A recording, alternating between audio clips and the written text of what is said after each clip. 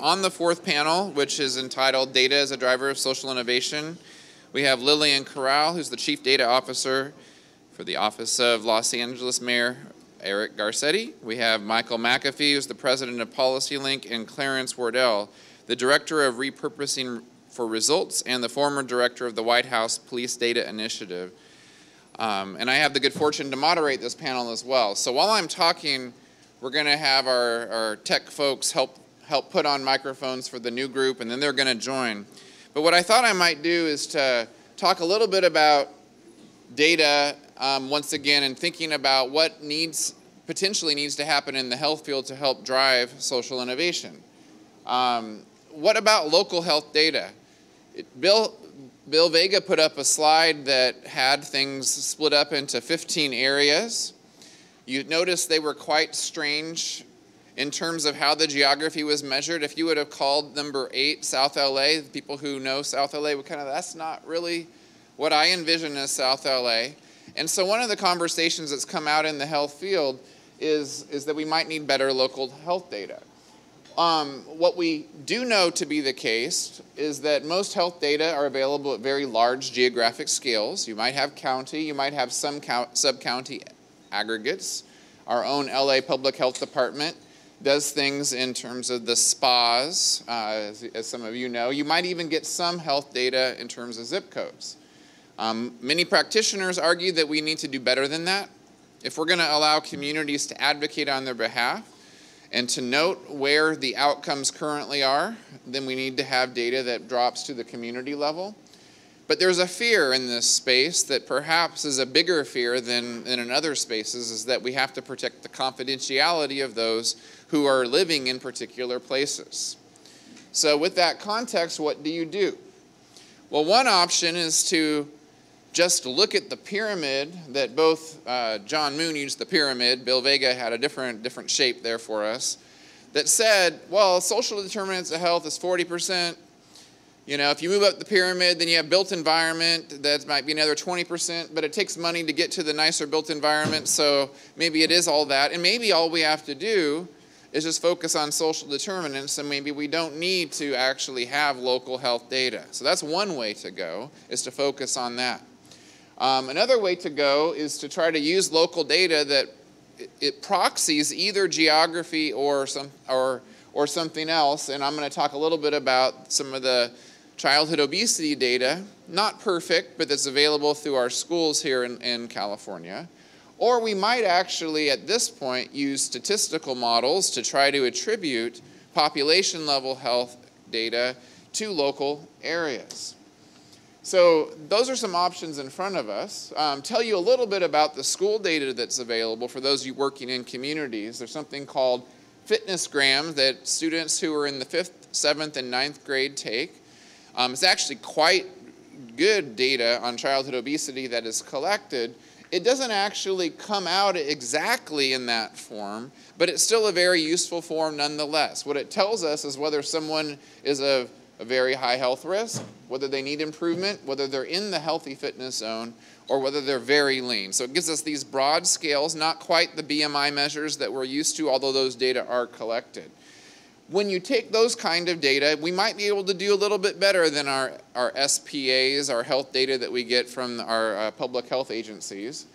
And so, as I say here, you have to have some choices about how you attribute these data because they're school level.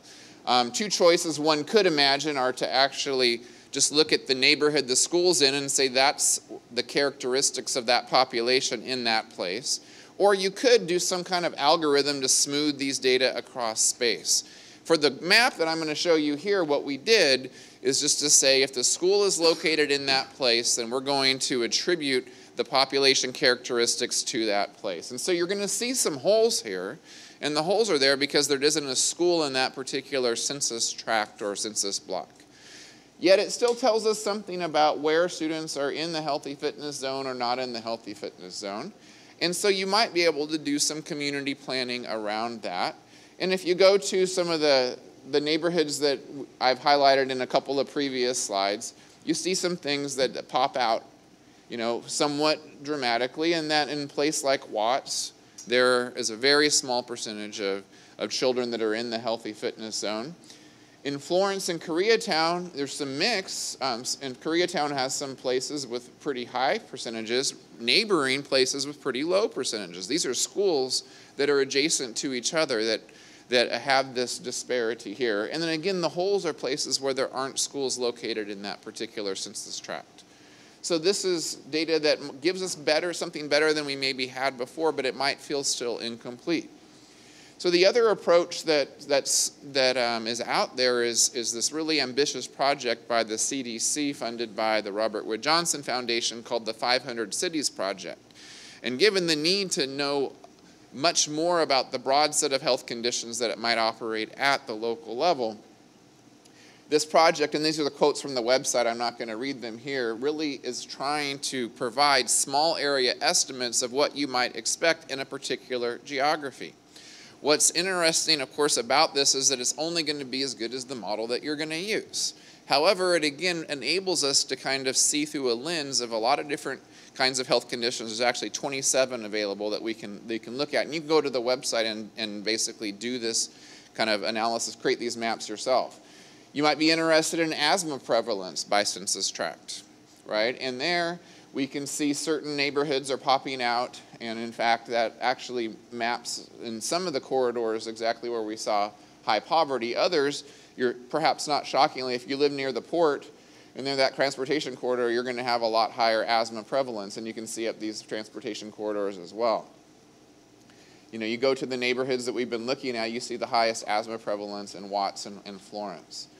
We can look at cancer prevalence. Now this is one that in some ways I thought this map begged more questions than gave answers. You actually see highest cancer prevalences in some of our higher income areas, but again, they're sprinkled around. So this might suggest that people are actually getting treatment for cancer in some of these places and maybe not in other places where they don't have the same access to care. You could have also overlaid this with a map of where are the federally qualified healthcare facilities. Again, these are just provocative in today's conversation, and if we drop down to cancer prevalence in the three communities, actually these communities, in terms of who is being diagnosed with cancer, turn out to look quite good on this measure. The final one that I wanted to show, because it came up in the conversation, is what about mental and or behavioral health? And here you see in some of our communities, again, in Watts and Florence, that there's really high incidence of people reporting that their mental health is not good in the last 14 days. So these are just kind of maps that might help guide the action that needs to be taken on the ground. Just concluding thoughts on this, if advocates for community health are certainly at a distinct advantage with respect to data. But the question that this next, panel is going to look at is kind of around what can data do to empower communities and what can data do to help drive social innovation. If we rely on proxies, either social determinants or the built environment and so forth, we might notice some of these other factors that appear to coincide with these rates of lower health, whether it's the fact that South LA residents only have 60 full service grocery stores within the range that's defined in that geography, but most food outlets are in convenience or corner stores.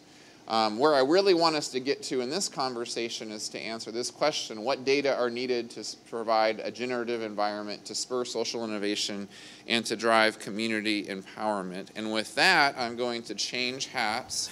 I'm going to change to a wireless mic, but while I'm doing that, I'm going to ask each of our panelists to talk a little bit about how their own work, how they see data affecting the practice in your work, so you can define your work, certainly.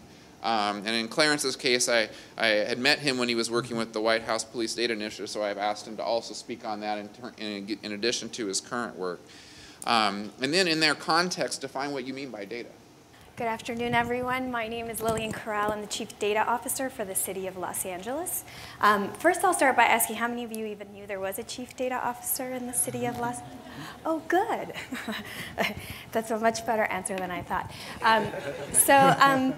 than I expected. Usually people don't even know. It's a more common role, and it's a very exciting time to actually be working in data, especially in government. So I actually want to start by saying that 25 years ago, I was a non-documented teenager in the San Gabriel Valley. I grew up in the San Gabriel Valley partly because my immigrant single mother had learned that the schools were better out there. But nonetheless, I do remember the day of the verdict, and I actually remember seeing the sky in particular and all of the fire, even all the way out there. And just understanding my own context and the fact that there was a lot of otherism, even in the immigrant community, about who we were and whether or not we actually belonged in California, and really feeling a sense of place and time and a bond with what was going on in a very sort of what felt like removed area for me at the time. And that sort of eventually led me to art and politics, and I got to the chief data officer role through a series of stints in the labor movement and in the nonprofit sector and working on community organizing. So I try to think that a lot of the work that I do is still grounded in that social justice movement, even though it's very data and tech driven nowadays.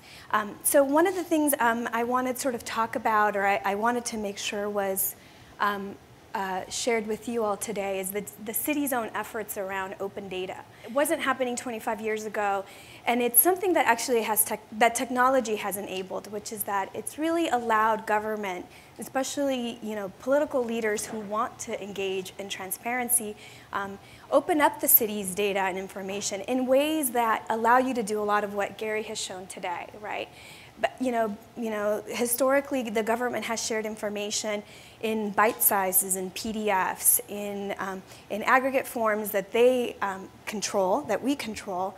And now, as data is becoming more prevalent, and we put all that raw data out there, we're actually seeing that the community can actually get engaged and do that work themselves and be able to contextualize and talk a lot more about the work that's happening. So one of the things that we do in the city of Los Angeles, and the work that I do, is oversee the city's pretty large open data program, which publishes over 1,000 data sets. And when Gary asked what kind of data is useful or what kind of data we should be using, I like to argue that we should be using all kinds of data. I think throughout the day, we've seen what the panelists have said about not just place, but also really thinking about health, whether it be in the built environment, or thinking about crime from different angles. And so what we like to do in our work is focus on looking at any one social issue that we're trying to focus on from multiple angles.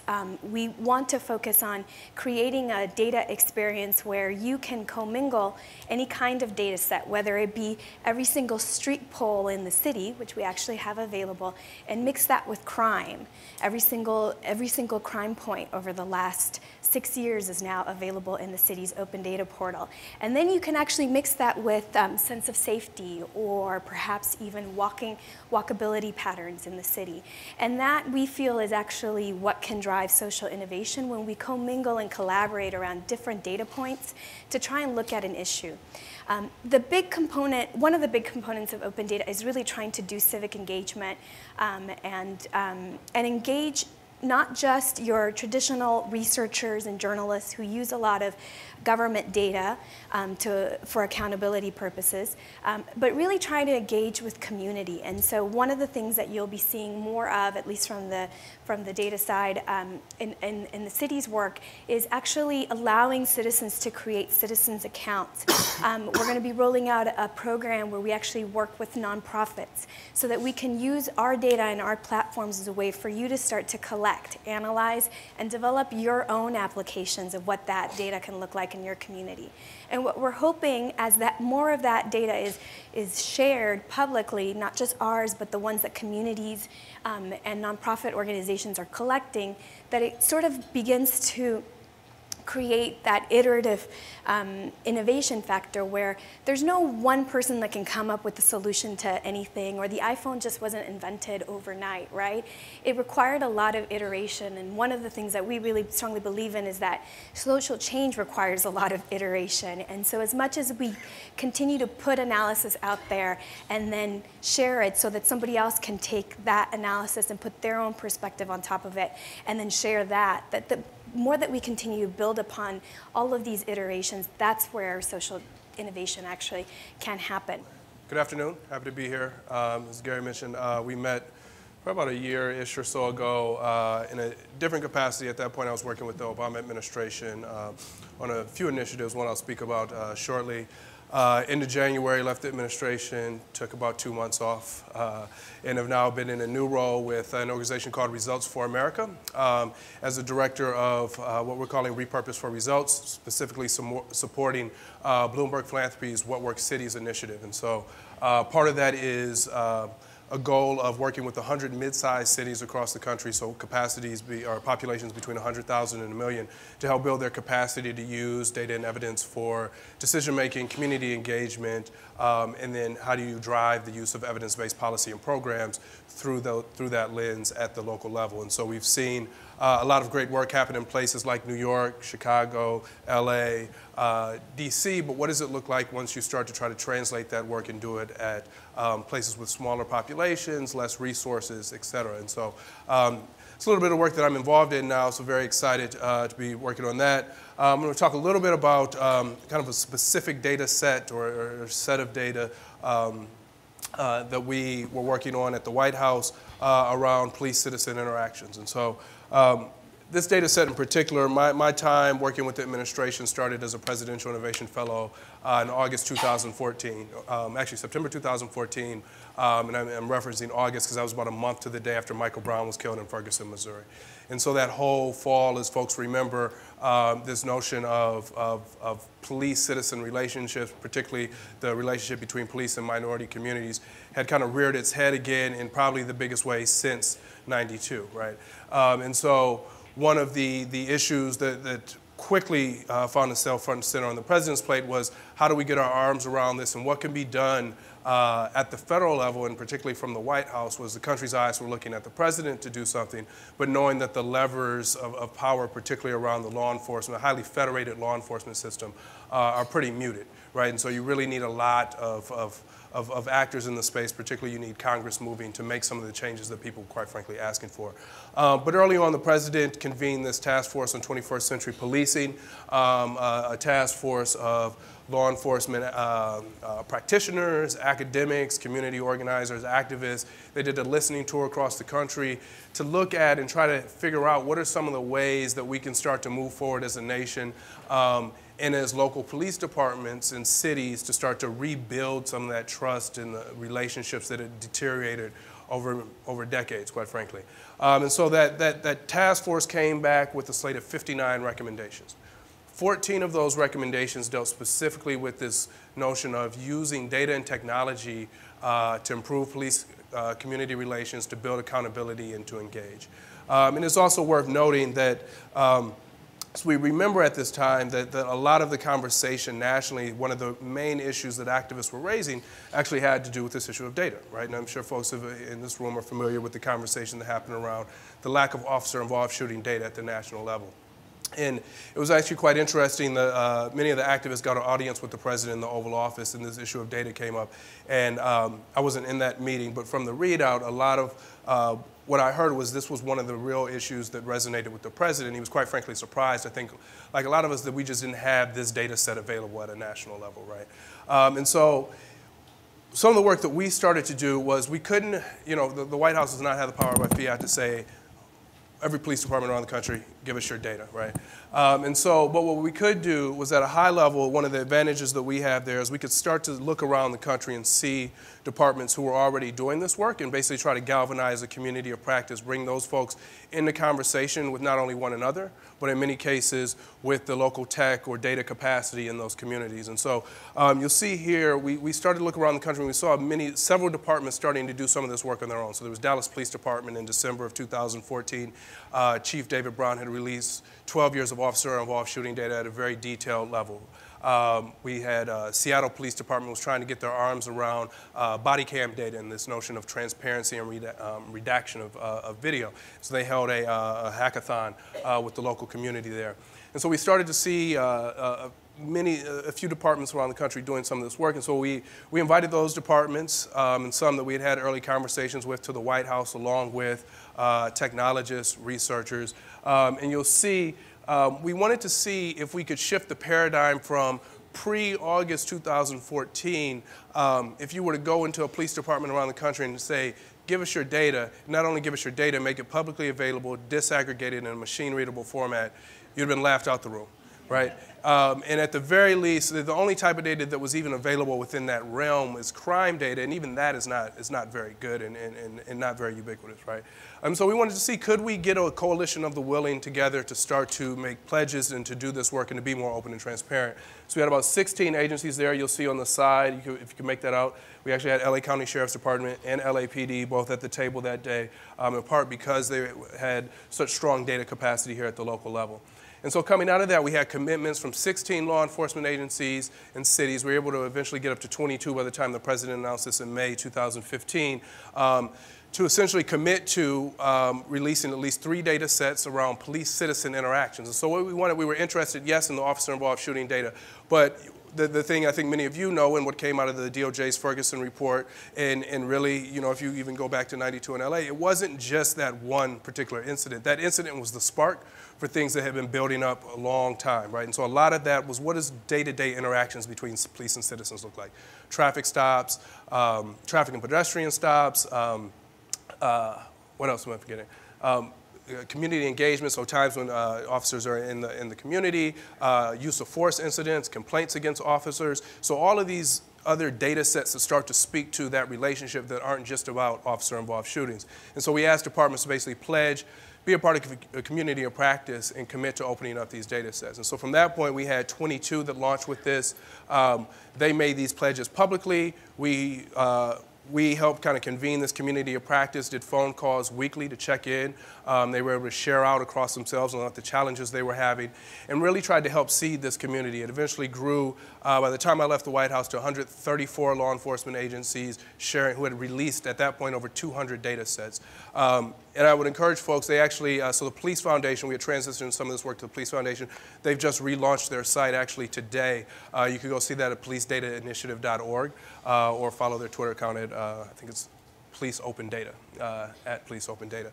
But so what were we doing? What were we trying to do across this? So one, just get the data out there, right? That was first and foremost, and help the departments build the capacity to do that. So a lot of times folks would say, look at the department and say, oh, they're just trying to be opaque. They don't want to share any of this data. But what we realized is that may be true in some cases, but a lot of these departments actually wanted to do it and just had no idea how to do it.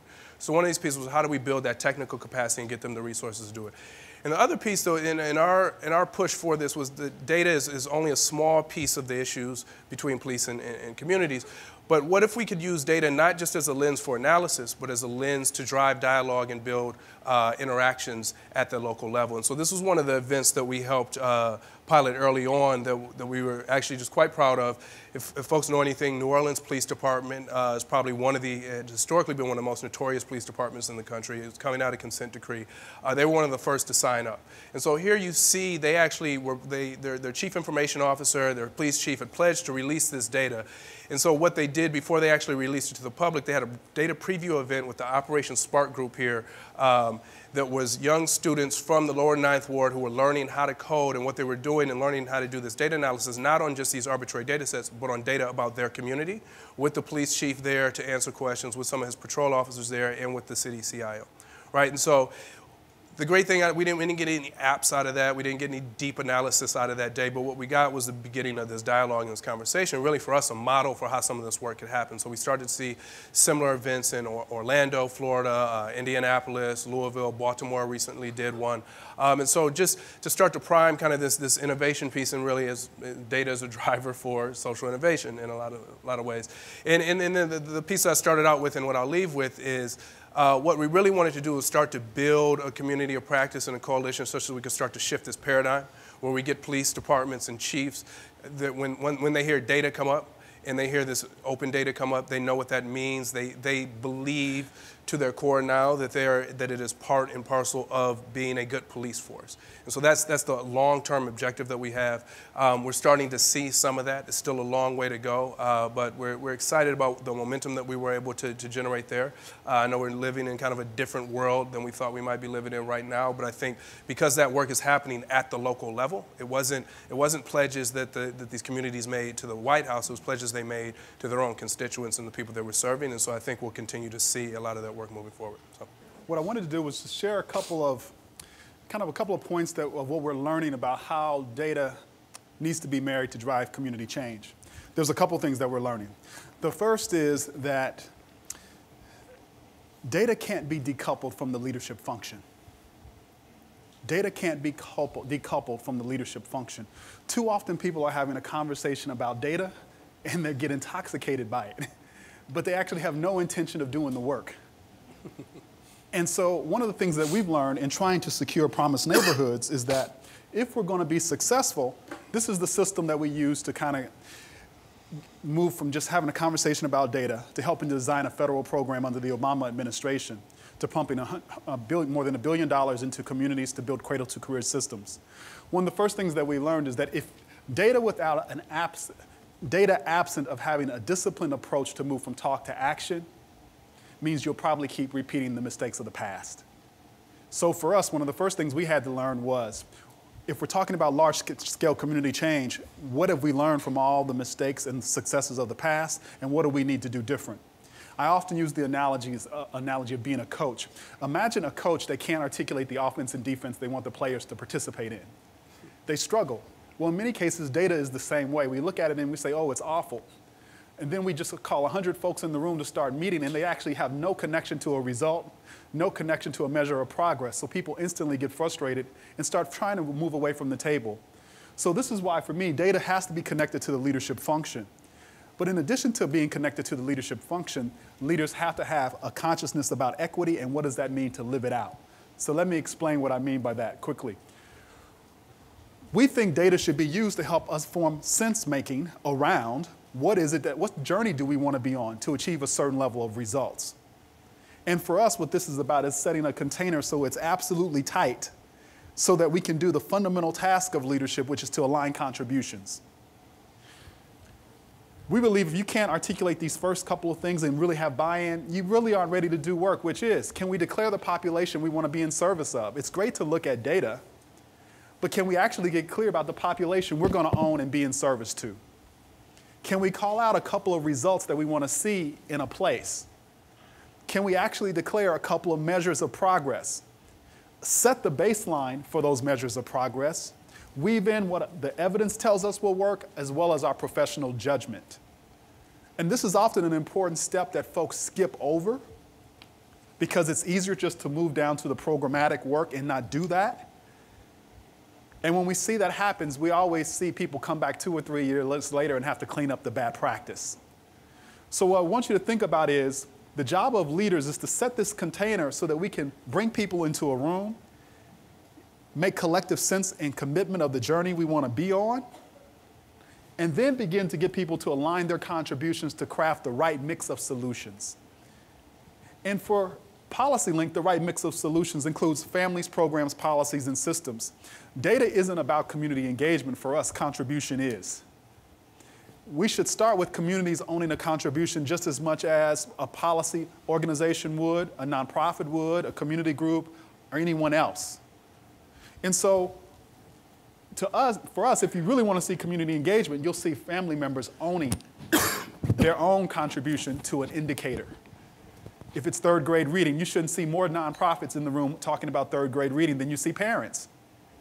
As an example, this was the case in Promised Neighborhoods. We had a whole group of nonprofits in rooms all across the country talking about third grade reading. You asked where the parents were, they actually didn't even own a contribution. They would come to community meetings and sit there and be reported out to about their kids. Think about how crazy that is.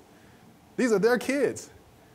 A simple little technique of starting to give parents a calendar where they could put a sticker on and read to their kids and just put a little note in the column to start talking about what struggles did their kid have or what was things that really caught their child's attention in a particular book was a way for parents to be accountable in a fun way, come to a community meeting and then begin to report out on their contribution. They were no longer passive participants in their community transformation.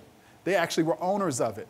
And so that's why this is so important. And the last thing I will say here is this, that the innovation comes from struggling and failing to move from the baseline. The innovation comes from learning, struggling to move from the baseline, to get that trend line on one of those indicators going in the right direction. If it's third grade reading, we're going to fail some years. Some years we're going to have progress, some years we're not. But are we learning how to get better at it? That's where the innovation comes. When you set this container and people are coming in the room to tell you what they're struggling with because they're trying to make progress hitting their targets and they're unable to do so, that's a radically different conversation than having data experts come up and tell you about your work. So the work of contribution is the work of ownership. It's the work of equity. It is the work of getting us to hold the interest of a population in mind and everyone in the room getting locked and loaded on from wherever they sit, figuring out what their contribution is, and then holding themselves accountable for making progress. And when it's not working, having the fundamental skill of being able to learn, to adjust, and to craft emergent strategy to get better. That's it. So all the panelists actually did a great job at addressing both how data interacts with community engagement and also can act as a driver of social innovation. So I'm not going to follow up right now on that. We might return to that. There's a couple things that did come up in my thoughts that are relevant. One of them is that sometimes data has been looked at in the sense that data can be used for good and also for evil. We know one of my colleagues at USC, Ann Owens, has done some work to show that as school quality data went out, performance data, right, test scores went out, that it actually increased segregation in communities because those who had the incomes to act on that did so, and those who didn't have the incomes to act on moving to places that had higher test scores did not. How do you, in your work and you thinking about your work, address the fact that data sometimes can be used in ways that actually increase inequality as opposed to provide more equity? How do you balance that? And anyone can jump in and try to take that first. Well, I think you talk about it. That's one of them. You know, so in the policing space, for instance, a lot of the conversation now tends to, people immediately want to jump to this notion of, you know, talking about predictive policing, right? And what does that look like, and can we use this data for that? And I think one of the things that we always, you know, come back to is that the data is not neutral. It's collected by someone, it's analyzed by someone, and so it can be used or collected in many different ways. I think there's a particular caution when I talk to folks about the policing data, because quite frankly, a lot of the stuff that departments are releasing now just isn't that good. You know, this is the first time that many departments have even thought to look at these data sets, let alone share them with the public. But you know, the traditional kind of argument around the open data process is that it's through that process of sharing it with the public, getting the feedback, making sure that it's appropriate to share with the public, that you start to collect better data. The thing that really scares me about a lot of the predictive policing stuff is because this data, these algorithms are being trained on data that was collected in quite frankly biased manner, right? You know, crime is everything. I don't know if folks saw this. It was about a day or two ago. It's a really cool tool this guy built. He did a white collar crime predictive algorithm, right? And so it was kind of flipped this notion on its head of where we start to think about where does crime exist, right? And we can probably make the argument crime exists everywhere. But what the data represents is where a particular police department at a moment in time decided that their policy, whatever that was at a point in time, decided that they would police, right? And so now we want to take that data that was collected and push it through to these systems. And I think for us, we talk a lot to police departments about this. So part of it's just building that capacity for folks to understand what's happening with the data, to be critical of it, and then not just blindly kind of follow where the tech vendors and what have you are pushing it. But I think it's conversation around this and kind of critical thinking and thought. Lily? Yeah, so a couple of things on data for bad, I guess. So our open data program is actually governed through executive directive, and so I think it actually, so the point about leadership in government around data, I think is very critical. In other cities, these programs actually emerge from the bottom up. And I actually think that we've been able to do in Los Angeles a really good job of both our mayor talking the data game and not just the data talk, if you will, data game, and not just legislating it, but actually acting upon the data and really trying to set metrics for the city that then can be looked upon through our open data program and other efforts throughout the entire administration. So that's a little bit different than in other cities, but I think the key part of making sure that the data is used for good is to remember that data is really a reflection of the business process, if you will, by which it was collected.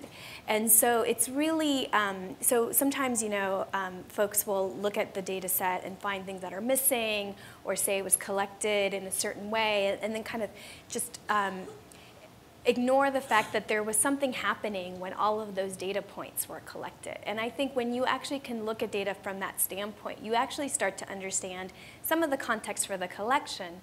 And then what's critical, I think, to making sure that it's applied properly is the civic engagement piece. One of the first key components of our open data executive directive is that it's really about putting the data out there so that it can empower Angelenos to hold the city accountable, to get involved in addressing social challenges, and using that data themselves. And I think that piece is what can help us create more context for how the data can be applied and how the measures that our mayor or leadership is actually putting out there to govern the city are truly reflective of the kinds of measures the community wants to see in place. And so the civic component, I think, is really huge, especially when it comes to government open data, to making sure that the information that we put out there is not used in a way that creates greater harm than good. Excellent. Michael, did you want to comment? Only thing I will add is that data needs to be connected to a narrative that is really owned by the community. In many cases, data gets put out there and people know just enough about it to be dangerous, but it's out of context, and I'll give you some good examples.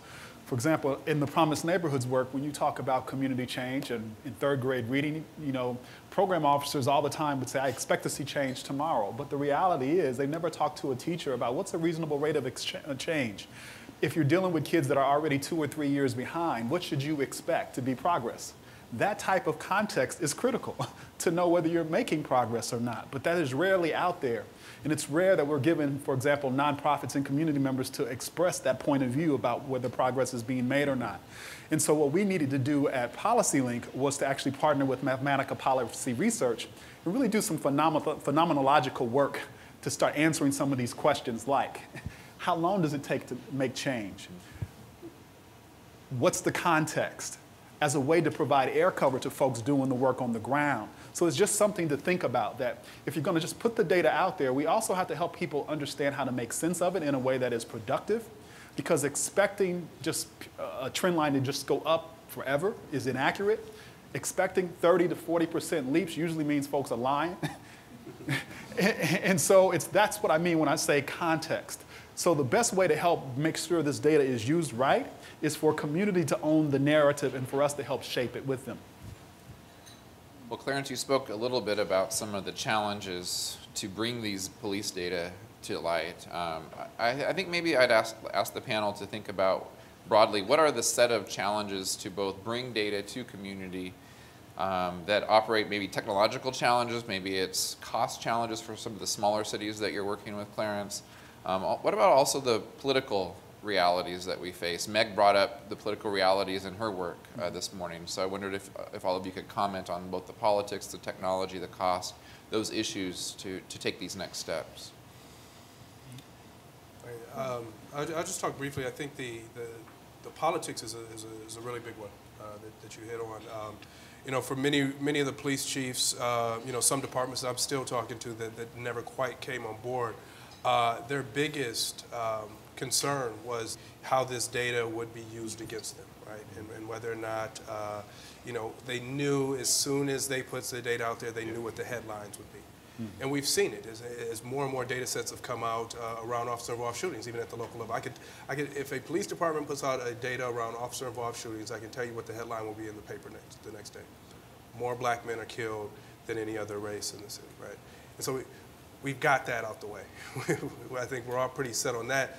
What we haven't seen is some more nuanced analysis and greater dialogue around this.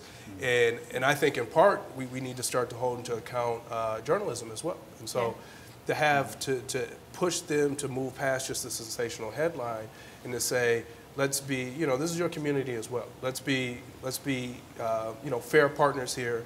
And the police chiefs, however you feel about them or not, in many ways they're sticking their neck out on the line politically once they push for this. And some are built tougher than others, and they're fine taking those knocks. But I think, and I've seen it happen in the D.C. area, it has this chilling effect where departments kind of clam up and don't want to be as transparent. And so I think that's one of the places that we need to move beyond, is just having context, fair analysis, and dialogue around this, and not just always going for the sensationalism. And this one, I think, again, leadership is really critical. We have a very vocal mayor around the use of data and technology, so it makes it easier when we want to work with our departments, because we still have to struggle with the question of, well, how is this data going to be used against me? But I think there's a little bit of a non-starter in that we know that we're going to be releasing information. So I think leadership is critical around the political side of it. But I think that one of the things that isn't really talked a lot about is that even in larger cities like Los Angeles, there isn't a lot of investment quite yet in data and technology. And so so this is a more technological challenge, which is that as technology has really exploded and data has become just more pervasive, cities and governments aren't really able to play in that space because budgets just don't allow it. So there is a challenge there. We've been working for over a year with our police department. We were one of the first signatories to the Police Data Initiative, and we will be releasing, and we probably have one of the more comprehensive sets of arrests, calls for service, crimes, and now we'll have actual stops. And we will have that for to go back to 2010. So that's a large amount of police data that's out there. But the amount of time and resources it takes, and the lack of resources even within the department to be able to do that, just makes that a very slow and steady process. So it's something to keep in mind. And then the other thing too is, I want to just echo the journalism point. I do think that that is a challenge for us, because as we're trying to show in the city personnel the value of data, right? Like this open data, even the police-related data, right? It's useful for them as well to understand and to begin to use a lot of new tools to go beyond predictive policing and into more nuanced analytics about where they could be creating new programs or developing partnerships. That could be really useful in our own efforts to reduce crime in the city.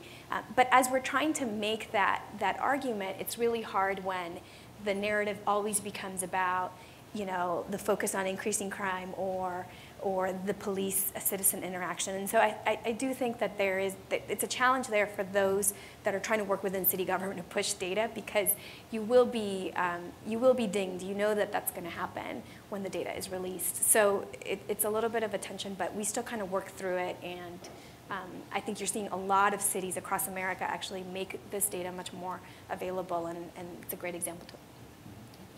So I think intermediaries can really help accelerate the field if they do a couple of things. So when we were doing the Promised Neighborhoods work, we said as an intermediary, we should only exist if we can do three things: accelerate local leaders' ability to get results faster than they could on their own, build evidence for the work, and help to scale and sustain it. So what that meant from us right off the bat was that we actually had to buy the data infrastructure for the movement. So 60 sites across the country, we bought the data infrastructure, $400,000 a year, saved our network more than $2 million a year, actually got folks up on data system and platforms in 6 months instead of taking 2 or 3 years to build it on their own. We bought efforts to outcomes and the data dashboard from Clear Impact, paid for those two to talk. Because imagine trying to do all the data work and you can't actually see your data. And so it wasn't just a matter of us doing it because we wanted to have nice data infrastructure. It was fundamental to do the work. But it was also fundamental because we knew something else was going to happen. It gets to the politics. Leaders have to hold all the complexity. So imagine an intermediary getting this gift for the field of having all this money from Promised Neighborhoods, which is exactly what the field has asked for. You get it in a hostile political environment, and you're going to blow it, one, because you have bad practice, no discipline to move from talk to action, and then you have no way of telling a results story. We already knew that stuff from the beginning. 2 years in, Senator Klein issued an audit of Promised Neighborhoods from the Government Accountability Office. They don't care about good practice. They look for waste, fraud, and abuse. What they found when they looked at 40 Promised Neighborhood sites is this disciplined approach that I'm talking to. If you pull up GAO and Promised Neighborhoods, you'll see the report. The report was so good, they chose not to even issue it. What they saw, all they could say is we need to do a national evaluation for which Congress hadn't even authorized any money for. So what I'm telling you is, if leaders are actually able to hold all the complexity, build the right infrastructure, you can actually accelerate to getting to impact. If many of you all who have done large-scale community change efforts know, it usually takes us 2 years to just start talking to each other. So to look at over 40 sites in 2 years and not to be able to come back with a major audit finding is really a testament to what the field has built in terms of capacity across the country. Pay for the infrastructure, help our funders understand what it costs, and choose not to do the work if you can't get the right stuff to do it. Well, we have a room full of civic leaders across multiple sectors, and with this all-star panel, I'm sure you have some questions. Now, in this context, I'm going to try to moderate fewer comments and more questions to this panel because of the knowledge that's represented here is terrific. So, who would like to ask the first question to the panel? Just raise your hand. See a few hands this side, this side.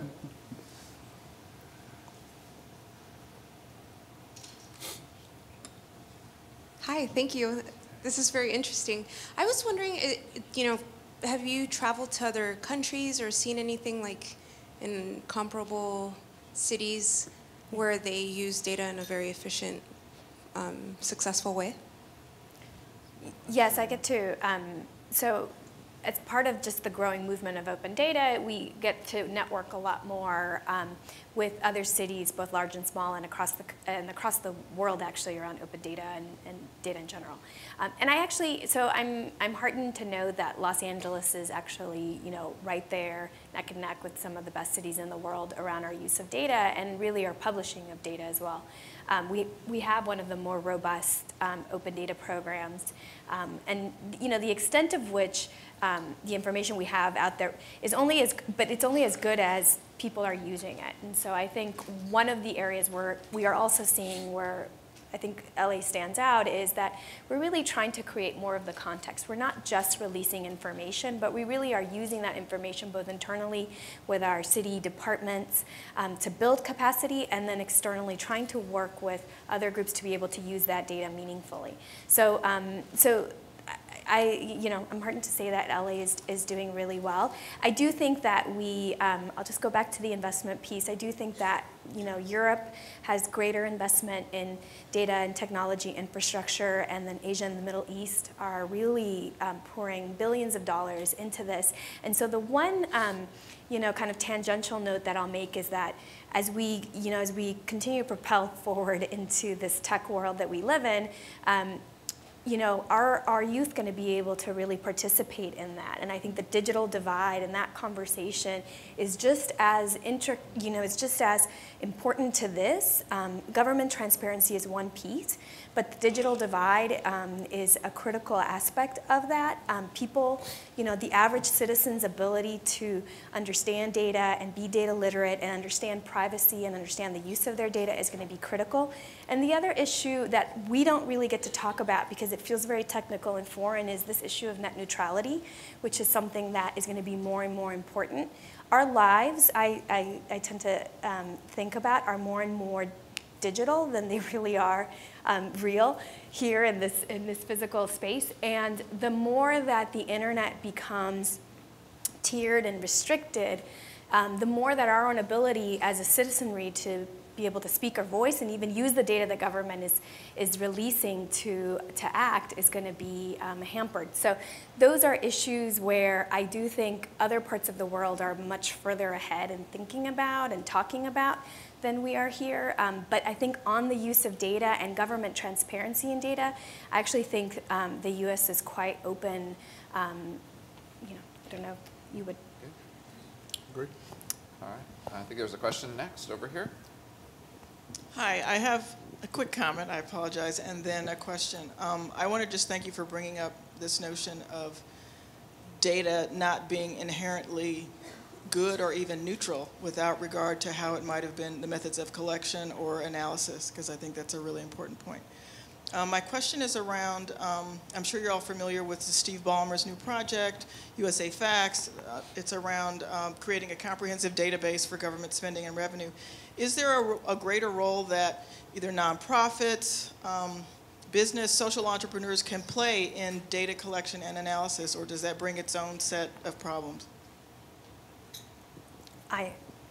I'll jump in and say yes, really quickly. I will just make a plug for the nonprofit space is the one area where we don't have a whole lot of data collection, and I think as we need to create greater capacity so that our nonprofit sector can also get into this space.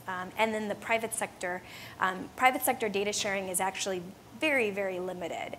And I think that's a challenge for solving social issues. It's also a challenge around transparency and accountability, because just as much as we want government to be transparent and accountable, we need to make sure that the private sector is likewise. So. Yeah, I was just going to say, if you go back even to the beginning of the Obama administration, I mean, this was one of, it's kind of open data, open government transparency, and was one of his top priorities, trying to liberate data from the federal level. And with that, the whole notion being this is taxpayer-funded, citizen-generated data. We need to be returning that back to the citizens for the precise purposes of hopefully nonprofits, private sector entities, building new companies, building on top of that data.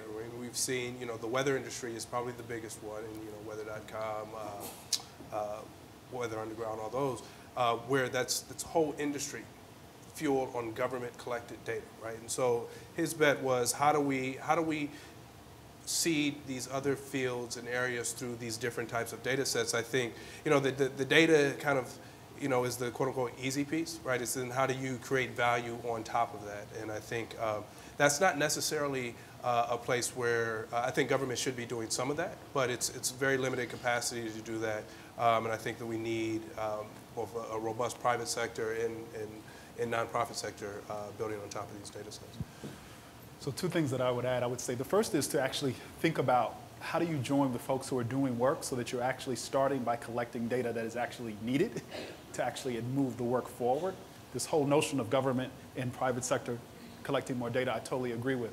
And the second thing I would ask you to think about is what are the skill sets needed for the sector to move forward to do the work at scale right now? Capacity around data is one problem. But there's another problem around actually knowing how to make sense of it and actually how to lead on it is a problem. If you look at all of our universities, we're not actually producing folks who actually know how to lead with discipline. They don't know Six Sigma. They don't know results-based accountability. They know theory. And so you can give them all the data they want, but they've nowhere in their coursework with all the student loan debt that they're going to have. Do they actually learn with discipline how to move folks from talk to action and weave in discipline, weave in equity, weave in all the complexity that we're talking about?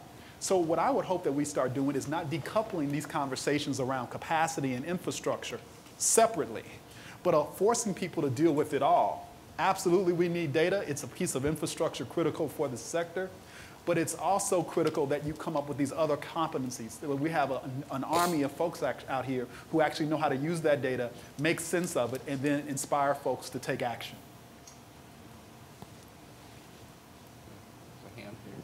Hi, my name's Deanna. I work with the Center for Urban Education at USC. And one of my favorite ways to use data is to have a disruptive moment where it actually puts people in a place of cognitive dissonance and interrupts bias. And I'm wondering if any of you could speak to an experience you've had where you had the thrill of data that kind of threw everybody because it threw them into cognitive dissonance. I'm a little stumped on that one, I will say. I mean, what I will say is that, and this isn't kind of this is not a feel-good area, but it's one of the things that came out of the Police Data Initiative work was a lot of conversation around, how do you represent, or should you represent, data about domestic violence and sexual assault in some of these public data sets, right? And I don't know that we ever came to a really good answer on that, and in part, so we helped lead kind of a data dive in Orlando, Florida. Police chief came out, their chief data officer, chief information officer, as well as they invited in the nonprofit sector, so I think National Network to End Domestic Violence, and a few others. And the dissonance that came about there was you had a group, so NNDV, for instance, who on the one hand wanted to see, you could say, all right, let's just strip all this data out of the data set, right? That might be one answer. But then if you look at it as a member of the public, you might say, well, domestic violence and sexual assault just doesn't happen in our area, right? And we know that's not true, right? And so on the other side, so then with the tension between how do you represent this in the data so that we're true to this story, but at the same time, protecting the privacy of the women that were victims and making it not such that, whether it's someone who's trying to find them, right, can go back and see that in the data, or just nosy neighbors, right, and who may or may not know anyway. And so it was interesting to see and hear about how this nonprofit who, was having to grapple with this tension and I guess dissonance, if you will, around what to do about this representation in the data set. I think I don't know that we've come to a very satisfactory place on that, but it's just one, at least for me, when you raise that, was one piece of this that I think folks have been grappling with. Just quickly, I would say this is a good moment to call out. So do you all recall Kobe Bryant's last game and what the LA Times, one of the things the LA Times did with the last game commemoration? They mapped every single shot that Kobe took throughout his entire career. Does anybody remember this? It's one of the best actual data visualizations, I think, that I've ever seen, and I always remember it. And I loved hearing the young man from the data team at the LA Times talk about what it took to do that. And the reason why, I'll just mention, so that one was really exciting for me, to your point. But the reason why, the value and the inspiration I take from that is that if we all can just remember that every single interaction we all have, this can be kind of scary, it has actually a latitude, longitude, and a place and a time and location to it all. If we can keep that in mind, we can do really powerful things that can both be entertaining as well as really impactful on the social change side. So when we talk about not having access to data, I just think, if we can map every single shot that Kobe Bryant took by looking at all that footage, I'm pretty sure through all of our troves of information or interactions that we have at the community, at the government, and at the private sector level, we can definitely map out, solutions to our problems, to many of our large problems. So I take inspiration from that one. Now, I know that I'm actually the moderator, but my favorite kind of cognitive dissonance, yeah. if you don't mind, Sorry. has to do with research around immigrants, and you can fill in the blank. Yeah, first of all, it's immigrants and mobility, right? There's the perception that immigrants kind of come and go. They're always looking for the job, so that could be both positive and negative and so forth. What did the data show? Data show that once immigrants move in for the first time from outside the country to a community, they're more likely to stay there than those who are not immigrants. So they are community members from the get-go, right? So people don't know that, cognitive dissonance. You could talk about immigrants and high-tech entrepreneurship. You could talk about immigrants and housing. You could talk immigrants and education. You saw Bill Vega, I don't know if you saw the little plus, it was small. Immigrants and health. Where did they score on that health chart? Much healthier, right? I've just been, this is part of the conversation even this morning about evidence and some of the dissonance people have with their belief structures and so forth, but it's always just mind-boggling to me the way that, people are, have these fears of, I forgot to mention immigrants and less crime in the neighborhood, right? These are just the facts that exist and so forth around us. And so people tend to, even though we should know this because these have been facts that are out there, every time I show up another chart with immigrants and this outcome, people continue to go, oh, really? But that's my favorite kind of piece of dissonance. I don't know if, Michael, you had another answer to that or we move on. Yeah.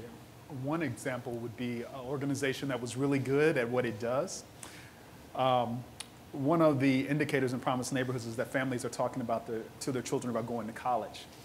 They went out and did a community survey. 90% of the surveys came back saying that families were talking to their kids about going to college. And this is an example of bad practice because you should have always triangulated that information anyway, and they weren't doing good data practice. It was a frontline worker who works in the community who was looking at that data and was saying, wow, this is not right. Something's wrong with the data. So they decided to go out and triangulate it, which they should have done. They discovered that 90% of the families were talking to their kids about college, but they were telling them not to go. So imagine, this is a perfect example of what I mean by bad practice. Imagine if you had to just jump to your muscle. I'm going to double down on community outreach because I've been in the community for 20 years. I know what it is. We need to do more community outreach. That's what they were going to do. But it was a frontline worker who kept pushing them. They would say, that's not right. Something's wrong with the data. Families were telling their kids not to go because they were undocumented, because they wanted them not to leave home, etc. So there was a lot more complexity. So this is a good example of what happens if you look at data, don't bring good practice, and don't actually use it to craft really good strategy. They would have been trying to step back from that huge embarrassment 3 years later when it could have been simply avoided in the first place by good practice. So I wanted to jump on this point about the nonprofit sector and data. Having worked across multiple sectors, I think it's really important as a cautionary tale to not ask people to do the thing that they're not necessarily aligned to be doing. You could take the example of the Cultural Data Project, which was held up by philanthropy as an amazing process to get data from cultural nonprofits. And then if you talk to the nonprofits, they weren't trained, and then when they were trained, they had to hire full-time staff just to accommodate the data demands, taking them away from the actual culture work that they were doing. Local governments are being asked to produce data, but the feds, when they give the grants, are not providing enough funding to provide the data. So I'm wondering if you could comment about how we build systems that don't ask people to do the things that they're not necessarily supposed to be doing, but instead to think collaboratively and build systems of collaboration, right? So that we know we have to get the data. Again, just one other example, in social entrepreneurship, there have been a number of articles about demanding data from social entrepreneurs, which takes them away from actually doing the social entrepreneurship. So how do we divvy up the jobs in ways that provide the results that we want, encourage people to think across functions so they're not siloing each other, but also don't put unrealistic demands on highly strained infrastructure, whether it's nonprofit or local government or other sectors? Well, Michael, I know you already gave an example of when the Promised Neighborhoods, some of the investments that you made to make sure that capacity was there, but are there other examples the panel might mention or thoughts about how to overcome this issue? Well, I mean, I think I made the comment about the nonprofits, and I think I think I mentioned we need to invest in our capacity. And it's not just the nonprofit sector. We need to, I mean, in government, we need to invest in our capacity to use data. We, you know, this year we've held several forums internally. One is about how do you manage with data, teaching, I think your point about the leadership, how do you as a leader manage the staff that have these data skills, but maybe you don't know how to ask the right questions or you don't know what exactly to measure. And then at the same time, we're teaching staff, how do you take advantage of all these new tools that make it easy for you to map just about every single thing at a granular level and actually ask the right questions or find the non-obvious insight. So, I mean, I think there's a capacity issue, and I think capacity, investing in it. So to your point, I think it's critical that there be more of an integration of funding when you are doing program development and program implementation that includes funding for data and technology, right? So that we're not leaving nonprofits to do, you know, work in the 21st century without the 21st century tools that they need to actually interact with many of the people who are very connected, very mobile. So I think we need to do the funding. But the other thing that I would say is this is where I think our academic institutions are so critical. We have great partnerships with both UCLA and USC, but primarily actually we've done some amazing work with USC, both on the spatial sciences side as well as in supporting Gary's work around neighborhood index. And we want to continue to provide our support and our data in his efforts. So really looking as to how we can use the infrastructure that universities have and that have built and that capacity to do our own work, I think is something that from the city side we see is really critical. And I think that the nonprofit sector could, it's a natural partnership that could be more and more developed and I think is being leveraged every day. So yeah, I mean, just quickly, I just echo. I think funded partnerships. I think meeting people where they're at, taking a user-centered approach. I mean, one of the things that we did, we didn't really get into it in the Police Data Initiative, we asked departments to commit to releasing at least 3 open data sets around police-citizen interactions. They could choose the data sets. They wanted to go through a process with the community to figure out what those data sets are that were important to that community. And the other piece that we didn't do, we didn't actually have requirements around if you were going to do a use of force data set, we didn't say your use of force data set has to look like this.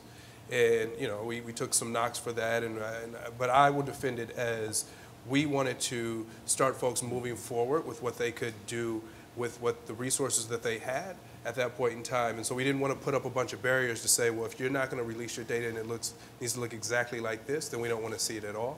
And so I know for a fact we got a lot more participation in part because we let folks start this process of moving forward. And so what we were able to do from that is now we can kind of see what some of these common emergent standards are. Once we let 10 departments release use of force data, we can start to see what that looks like. And it looks a little bit different in each place, but you have kind of these core things that emerge from there.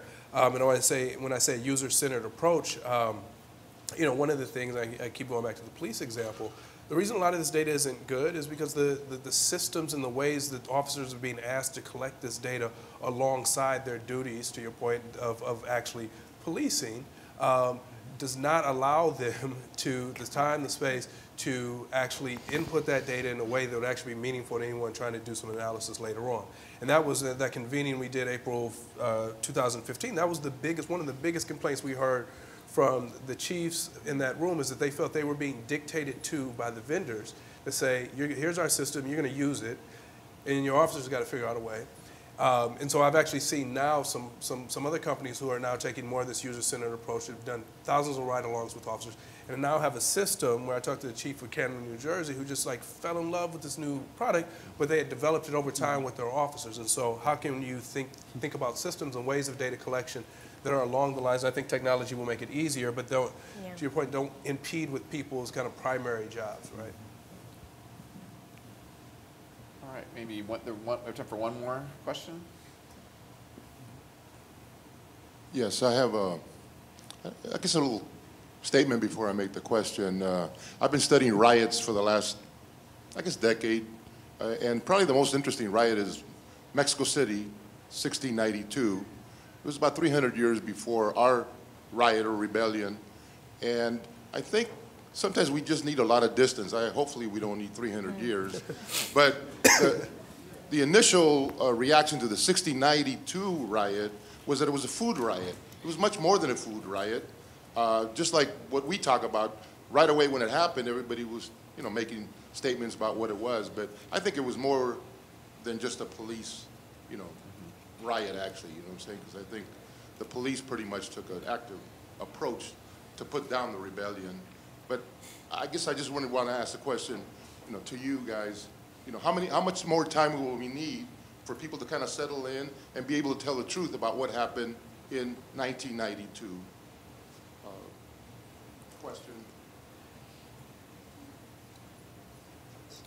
So if you have a comment, the panelists, may not have that particular. It's hard to know the answer to that in precise terms, but there has been a data revolution. There's been an information revolution, but as some of the commenters earlier today mentioned, sometimes that time actually narrows down our perspective in an unhelpful way. So I think it's incumbent on an event like this that commemorates it, that we can tell the full set of stories that have happened, why, where we've come, where we see ourselves going.